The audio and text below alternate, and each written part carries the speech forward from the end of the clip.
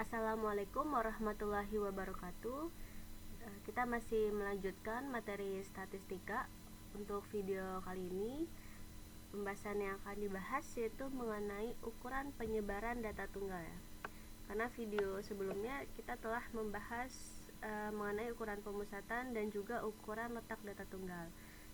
Nah, jadi sekarang kita bahas dulu mengenai ukuran penyebaran data tunggal yang terdiri dari jangkauan antar kuartil, simpangan kuartil, simpangan rata-rata, ragam atau variasi, simpangan baku atau standar deviasi.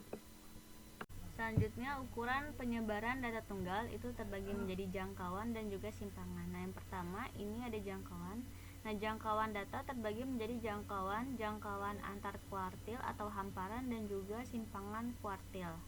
Nah, untuk jangkauan itu merupakan selisih antara data terbesar dan juga data terkecil. Jangkauan simbolnya J sama dengan XN dikurang X1. XN nya data terbesar, X1 nya data terkecil.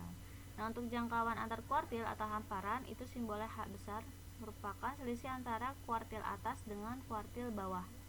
Dan simpangan kuartil itu merupakan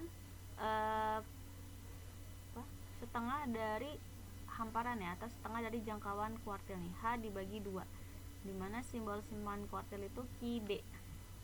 Oke, di sini ada contoh soalnya. Tentukan nilai-nilai jangkauan dari data di bawah ini. Oke, kalian lihat datanya. Nah, untuk datanya kalian urutkan dulu dari yang terkecil. Kalau misalkan masih acak-acakan, nah di sini sudah terurut, berarti kita bisa langsung mencari nilai jangkauannya. Nah, kita cari dulu dari yang jangkauannya nih. Untuk mencari jangkauan itu rumusnya J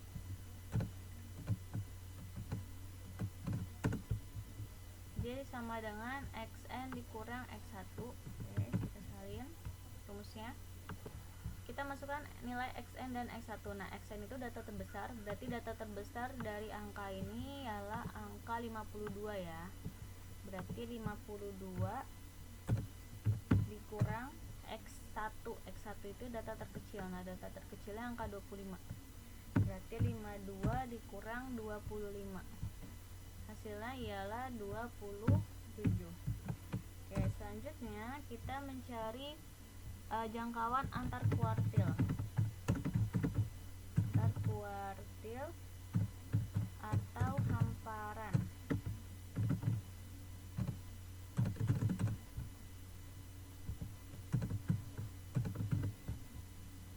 Untuk jangkauan kuartil rumusnya H sama dengan Q3 dikurang Q1. Oke, kita gunakan rumus ini. Nah, kemudian kita masukkan nilai Q3 dan Q1 nya. Nah, karena di sini saya gunakan data yang ini, data yang sama kayak tadi kita mencari nilai kuartilnya. Kita samakan. Jadi kita langsung mengetahui nilai Q3 dan Q1 nya.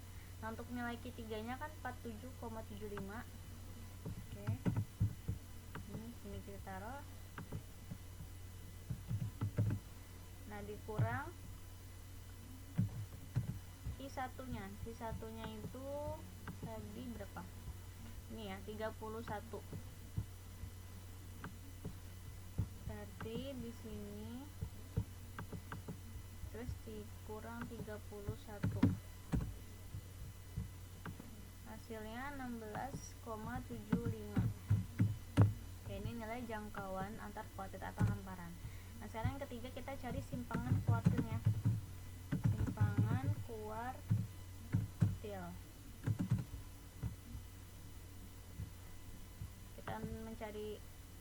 Kita cari rumus ini. Kita gunakan rumus ini. Oke, dimana QD sama dengan H/2. Ini langsung aja, H-nya kan kita sudah ketahui nilainya 16,75. Berarti sama aja 16,75 dibagi 2. Hasilnya 8,375. Oke, ini nilai simpangan kuartilnya. Jadi jangkauannya 27, hamparannya 16,75 dan simpangan kuartilnya 8,375. Selanjutnya ada simpangan, masih mengenai ukuran penyebaran data tunggal. Nanti kan pertama itu ada jangkauan, yang kedua ini simpangan. Nah, simpangan terdiri dari simpangan rata-rata, ragam atau variansi, dan ada simpangan baku atau standar deviasi. Nah, yang pertama kita cari dulu simpangan rata-ratanya. Nah, di sini simpangan rata-rata simbolnya SR. Itu rumusnya sigma I sama dengan 1 sampai N. Tanda mutlak dari XI dikurang X bar dibagi N. Nah, dimana SR simpangan rata-rata, X itu data KI, X barnya itu min. Nah, berarti nanti kita harus mencari minnya dulu atau mencari rataannya. Nah, untuk ragam variansi di sini rumusnya simbolnya itu pakai sigma ya. Sigma kuadrat sama dengan sigma I sama dengan 1 sampai N. XI dikurang X bar dikuadratkan dibagi N. Nah, untuk standar deviasinya itu merupakan akar dari ragam atau variansi. Jadi rumusnya itu ragam tapi tidak kuadrat, karena ragam itu telah diakarkan. Oke, sekarang kita jawab.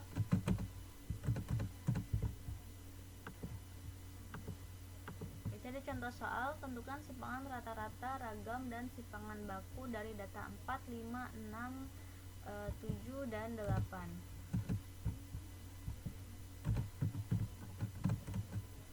Di sini datanya sudah terurut ya. Sebenarnya kalau tidak terurut nggak apa-apa, karena kita hanya mencari simpangan.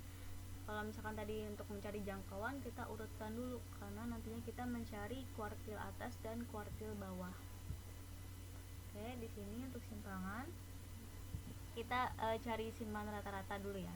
Nah, simpangan rata-rata melibatkan X bar, berarti kita cari minnya dulu, rataannya.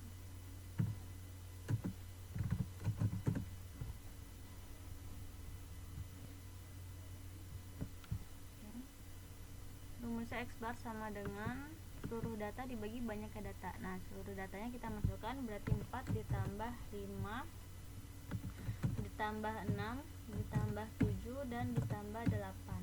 Nah, dibagi banyaknya data. Banyaknya data berarti di sini ada 5 ya. 1 2 3 4 5. Oke, sama dengan 30 dibagi 5. 30 bagi 5 itu hasilnya 6. Nah, rataannya sudah ketemu, ialah 6. Sekarang kita bisa menggunakan ini ya, rumus ini. Oke, di sini pakai tanda sigma, berarti keseluruhan dari data dikurang min ya. Nah, kalau di sini datanya ada 5, berarti nanti XI-nya sampai 5 ya. Berarti X1 dikurang X bar tanda mutlak ditambah sama X2-nya, kemudian ditambah lagi X3 dikurang X bar, kemudian ditambah lagi X4 dikurang X bar, dan ditambah lagi X5 dikurang X bar. Karena datanya ada 5 nih ya, 4, 5, 6, 7, 8, ada 5 data. Nah, selanjutnya, nah X1 nya kita ganti. Oke, data yang pertama itu angka 4, X1 kita ganti 4. Nah, X bar nya kita ganti angka 6. Nah, di sini X2 nya kita ganti angka 5. X bar nya juga 6. X ketiga, data yang ketiga kita ganti angka 6. X barnya juga angka 6.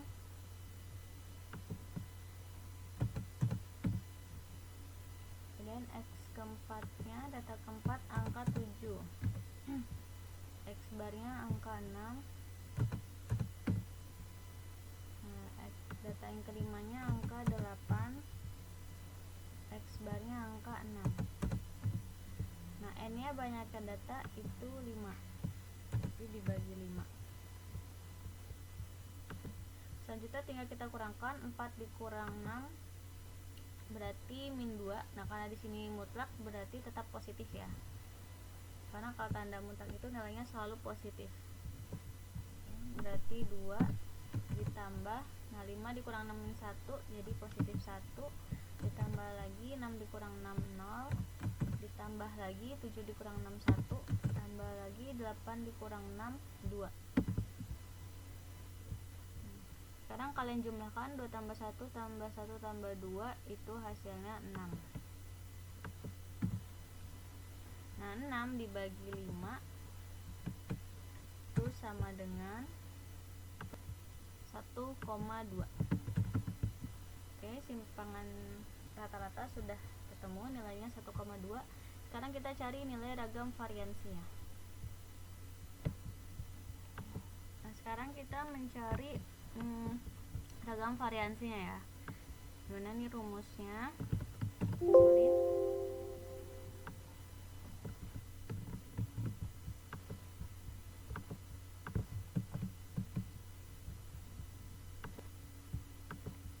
Ini berarti sigma dari xi dikurang x bar dirata-ratakan ya. Nah, karena di sini datanya ada 5, berarti x-nya sampai x5.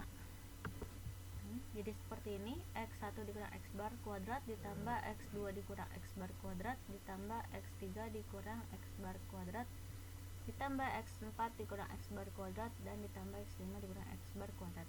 Nah, di sini sampai x5 karena di sini datanya ada 5 ya. Kalau datanya lebih dari 5, misalkan 6, berarti sampai x6 dan seterusnya. Nah, sekarang tinggal kita ganti angkanya. X1 nya itu berarti data pertama angka 4, berarti kita ganti 4. X barnya itu atau min nya tataan kita ganti angka 6. X2 nya data kedua itu angka 5, kita ganti angka 5. X barnya juga 6. Nah, X ketiga data ketiga angka 6. Nah, sini juga X barnya ganti angka 6. X4 data keempat angka 7.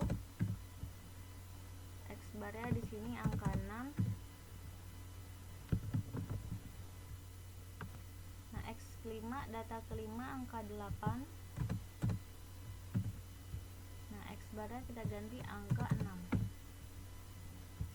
Nah, selanjutnya N nya berarti banyaknya data 5, berarti N nya kita tulis angka 5. Nah, kita kurangkan 4 dikurang 6 hasilnya 2. 5 dikurang 6 hasilnya min 1. 6 dikurang 6 hasilnya 0. 7 dikurang 6 hasilnya 1. Dan 8 dikurang 6 hasilnya 2. Nah, sekarang tinggal kita kuadratkan. 2 kuadrat 4 ditambah min 1 kuadrat 1 ditambah 0 kuadrat 0 ditambah 1 kuadrat 1 ditambah 2 kuadrat 4. Oke, 4 tambah 1 5 tambah 1 6 tambah 4 berarti 10 ya. Nah, 10 dibagi 5 hasilnya 2. Nah, berarti nilai ragam atau variansi dari data ini ialah 2. Nah, sekarang kita tinggal mencari simpangan baku atau standar deviasi, di mana rumusnya tau sama dengan akar dari tau kuadrat atau akar dari ragam. Simpangan baku atau standar deviasi, rumusnya sigma sama dengan akar sigma kuadrat. Nah, sigma kuadrat hasilnya 2 tadi, berarti sama aja akar 2. Nah, akar 2 nilainya ialah 1,4. Berarti ini nilai simpangan bakunya atau nilai standar deviasi. Oke, sekian penjelasan mengenai data tunggal.